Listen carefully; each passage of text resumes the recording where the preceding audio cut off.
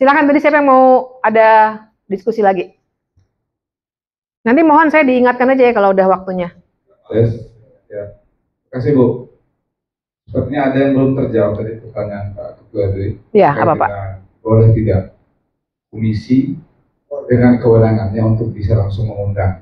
Langsung mengundang. Ya, yang saya tahu di tatip kita belum diatur tentang itu. Karena berarti tatip DPR RI dan DPRD berbeda. Ya. Karena DPRD lebih kepada terikat. sifatnya mekanis. Tapi saya tidak masuk ke situ. Saya tertarik tadi, ini tantangan saya dari daerah gitu. Dari orang timur, saya pengen mau S7 sekalipun di DPR itu. Yang ingin merubah misalnya pada saatnya nanti kepala daerah ini harus dipilih oleh DPRD. Saya secara pribadi melihat tanpa harus survei atau melakukan studi komparasi. Tapi ini berdasarkan data empirik yang kami rasakan. Cara pandang teman-teman seperti Rocky Gerung misalnya, pernah kita berdiskusi dengan Rocky Gerung saat itu, ya memang tidak akan pernah sama dengan cara pandang kami, karena belum pernah mencalonkan diri dan tidak tahu rasanya harus keluar masuk pura, masuk gereja misalnya, atau keluar masuk masjid untuk mendapatkan hukum. Jadi nggak nyambung. Mau Rocky Gerung itu sepintar apapun, kalau harus bisa dengan kami dalam konteks bagaimana berpartai atau berpolitik atau nah. Yang saya ingin tantang sekarang adalah saya melihat adalah kemudaratan yang luar biasa jika bupati atau kepala daerah dipilih oleh DPR, anggota DPRD, kecuali ada upaya secara radikal misalnya merubah ketentuan termasuk dalam kemandirian partai politik di daerah. Ya itu. Semisal secara elektabilitas misalnya Pak Sirajuddin diakui orang alim, nggak pernah ketahuan selingkuh, karena memang dia rapi gitu misalnya. Dia cukup mapan dalam cara pandang masyarakat untuk memang layak untuk jadi pemimpin. Tapi ketika partainya sendiri misalnya tidak menyetujui untuk dicalonkan, betul. Cerita mati sudah, nggak ada cerita. Hatta Pak Sirajuddin sendiri misalnya harus dimusuhi, dibenci oleh tim sukses, oleh keluarga sendiri, dia tidak akan bisa berbuat apa. Itu satu. Yang kedua, kalau mau terbuka semua partai politik, menggratiskan semua rekomendasi atau SK B1 KWK, itu ceritanya. Ya. Kan begitu ceritanya. Yang ketiga, bahwa siapa yang bisa meyakini bahwa kami misalnya harus memilih seseorang atas perintah partai tanpa ada lobby-lobby di bawah meja misalnya. Bahkan pendukung kami yakin mereka akan pasti meminta bagian. Karena mereka sangat yakin apa yang kami lakukan pasti mendapatkan sesuatu. Padahal ketika partai memerintahkan kepada kami, kamu harus pilih si B misalnya. Dengan langsung perintah aja ya. Kalau tidak, kamu out. Ya. Itu bahayanya. Iya. Lalu kemudian calon kepala daerah tidak perlu capek-capek harus melihat di mana jembatan yang rusak, di mana jalan yang rusak, di mana irigasi yang nggak jalan. Karena tinggal kesini aja. Jawab terhadap publik yang akan memilih dia. Dia cukup bertanggung jawab kepada DPRD, sehingga pada akhirnya nanti tidak lagi berbentuk LKPJ, tapi dia seperti LPJ pada saatnya dulu. Benar. Yang kemudian memberi potensi DPRD bisa melakukan impeachment terhadap kepala daerah. Maka saya ingin menyatakan bahwa jika wacana untuk memberi ruang kepada DPRD untuk memilih kepala daerah, sebaiknya mimpi itu dibatalkan saja mimpinya saja. Karena itu akan cukup menyiksa kami selaku politisi daerah, kecuali lagi pengecualiannya adalah pusat akan memberikan kewenangan absolut kepada daerah dalam hal ini partai politik untuk menentukan nasibnya sendiri. Itu baru cerita nyaman. Kalau masih harus menunggu rekomendasi atau B1 KWK dari pusat, cerita mati demokrasi sebenarnya. Memang betul. Demikian. Terima kasih. Assalamualaikum warahmatullahi wabarakatuh. Waalaikumsalam warahmatullahi wabarakatuh. Baik, terima kasih. Ada Bapak mau melanjutkan? Masih sama topiknya? Ya. Ini dulu jawab. Irisannya dikit, tapi ini jawab dulu ya. Oh iya, oke. Siap-siap dulu Pak. Oke, terima kasih Pak. Saya sebenarnya bikin satu video reel pendek di Instagram saya. Saya berusaha lah mencoba edukasi publik gitu ya. Soal hukum kan kesannya menyeramkan gitu. Jadi saya coba untuk bikin reel-reel pendek di TikTok dan Instagram tentang ini. Saya setuju sekali sama Bapak. Jadi lepas dari teori banyak sekali yang akan meyakinkan kita bahwa jangan sampai balik ke DPRD karena ada teori-teori demokrasi dan lain sebagainya. Tapi pun dalam kenyataannya, yang saya khawatirkan kalau baliknya kalau dikembalikan pemilihannya oleh DPRD, persis inilah yang akan terjadi. Karena si calon-calon kepala daerah dia akan melayani elit partai politik, bahkan mungkin bukan ibu bapak, tapi elit partai politik di pusat. Dia nggak akan melayani publik. Tadi pengistilahan itu saya setuju sekali. Dia nggak akan perlu lagi untuk tahu jembatan mana yang belum dia perbaiki, atau apakah sudah cukup taman atau tidak ya di sebuah kota. Yang penting bagaimana menghamba pada elit partai politik di pusat, karena nanti pusat yang akan nyuruh ibu dan bapak. Nah kemudian tambahan lagi mudorotnya, partai coklat masuk. Kasih amplop coklat kalau Anda tidak memilih gitu kan. Kalau nggak milih kepala daerah ini, amplop coklat. Nah jadi buat saya sebenarnya itu. Tapi begini, jadi gimana nih jalan keluarnya? Karena di sisi lainnya kita tahu pilkada kan kemarin juga cukup brutal ya, Ibu dan Bapak sekalian ya. Yang di lapangan pasti lebih punya banyak cerita daripada saya. Tapi jadi jalan keluarnya apa ya? Jadi saya lagi dorong sebenarnya teman-teman masyarakat sipil, ya kapan ini akan terjadi kita nggak bisa prediksi. Tapi idenya lagi terus-menerus didorong supaya tidak hanya reformasi kepolisian, tapi reformasi partai politik. Apalagi katanya mau mengubah undang-undang partai politik di dalam kodifikasi undang-undang pemilu itu. Partai politik kita ini biar kita imajinasinya lebih luas gitu. Kan seringkali masalah dengan kita ini semua rata-rata termasuk saya di Indonesia adalah kita kurang terbuka imajinasinya, mengira bahwa inilah seharusnya. Padahal Ibu dan Bapak sekalian, kalau kita lihat undang-undang partai politik di banyak negara lain misalnya, nggak ada yang terlalu ngejelimet untuk ngatur soal bikin partai politik harus ada DPC, DPW segala macam. Sehingga nggak mungkin ada partai politik lokal di Indonesia kecuali di Aceh.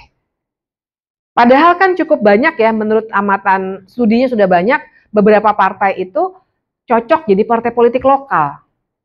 Dan partai politik di level lokal, DPW, DPC, dan lain sebagainya, punya otoritas lokal bisa, seharusnya. Tapi undang-undang partai politik kita memang dengan sengaja mengunci. Supaya ada elit partai yang satu, dia nggak akan ganti-ganti pada dasarnya, kecuali mungkin anaknya, ponakannya, dan seterusnya.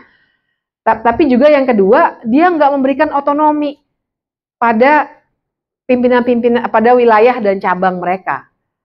Ini dikuncinya di undang-undang partai politik.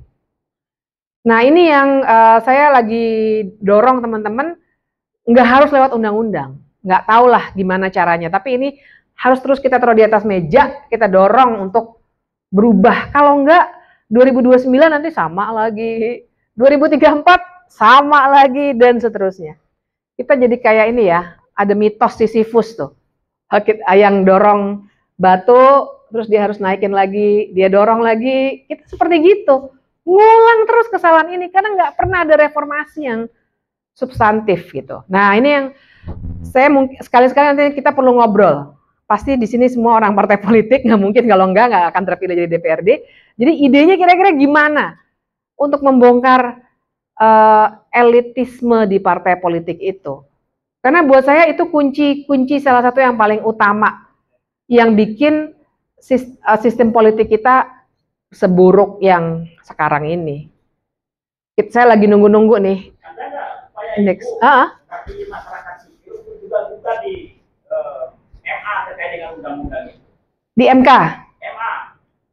Oh, kalau undang-undang ke MK ya? Iya. Ada beberapa. Supaya ada draft undang-undang partai politik membangun demokrasi ini kami. Majunya ke MK. Batalkan undang-undang itu, undang-undang partai politik. Ada beberapa, tapi belum dikabulkan. Dan satu lagi makanya ruangan berikutnya adalah advokasi ke DPR RI untuk perubahan undang-undang politik. Nah, itu juga yang sekarang lagi dilakukan. Tapi itu memang satu cara yang penting karena gini, saya ingin menceritakan juga kenapa lagi rame juga dibicarakan karena kan sekarang presidensial threshold udah nggak ada nih.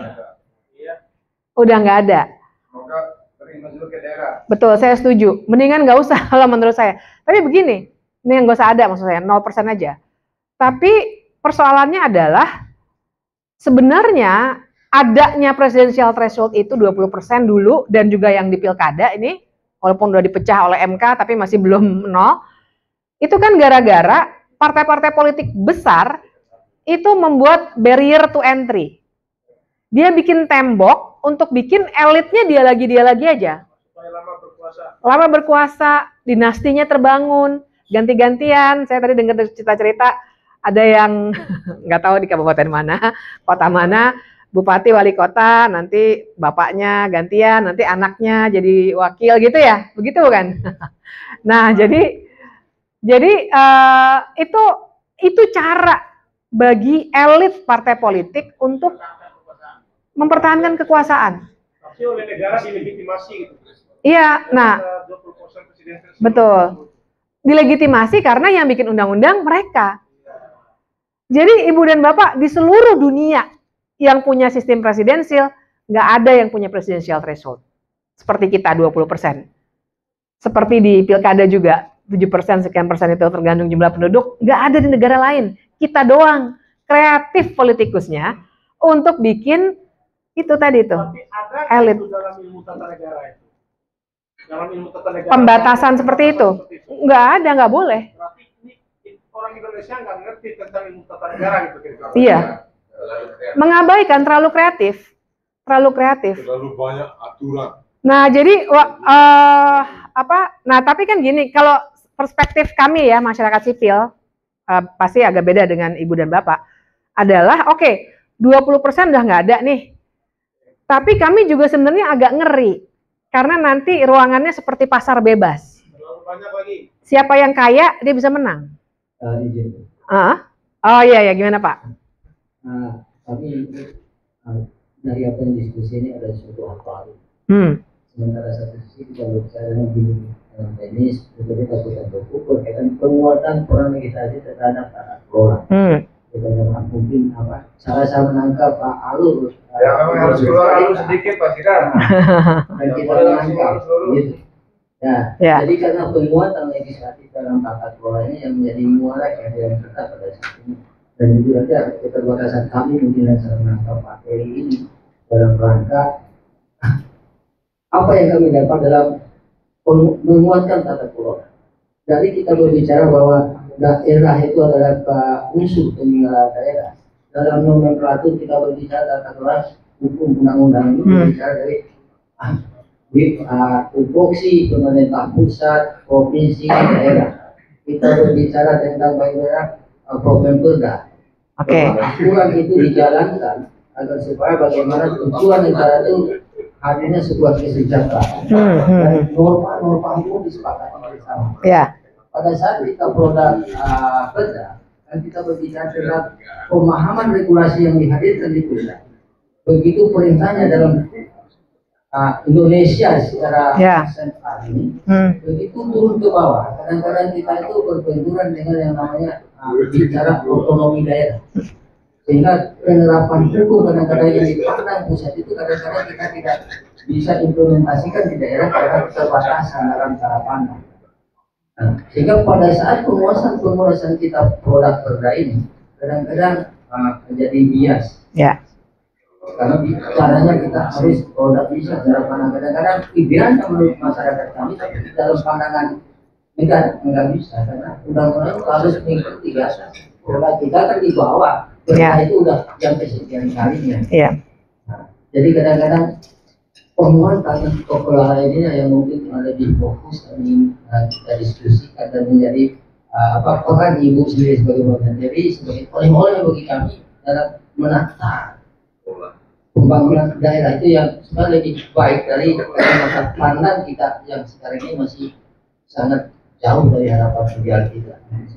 Ya, baik, makasih Pak. Kita lanjutkan sedikit, nanti akan nyambung ke situ nih, pasti ada sambungannya. Karena saya justru mau bilang, reformasi partai politik itu diperlukan supaya Ibu dan Bapak punya kemerdekaan untuk menentukan apa yang sebenarnya terbaik bagi daerah masing-masing. Karena tiap daerah di Indonesia ini beda banget.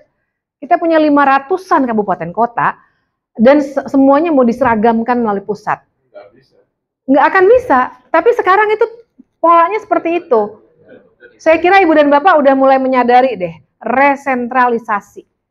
Kalau saya dari dulu setuju, kita harusnya desentralisasi.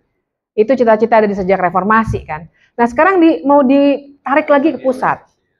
Nah jadi salah satu kuncinya adalah ketika partai-partai politik di level daerah juga diberikan keleluasaan untuk menentukan apa yang sebenarnya jadi fokus di daerah masing-masing.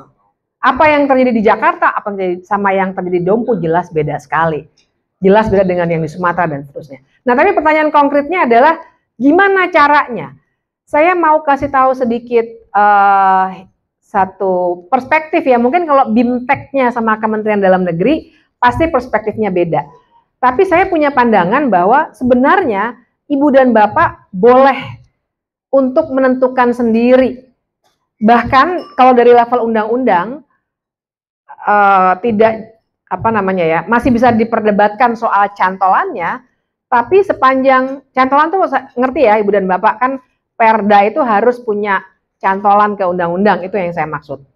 Kadang-kadang saya paham dari training-training yang pernah saya alami, anggota DPRD itu suka khawatir kalau bikin Perda tertentu nanti oleh Kemdagri dibilang nggak bisa nih.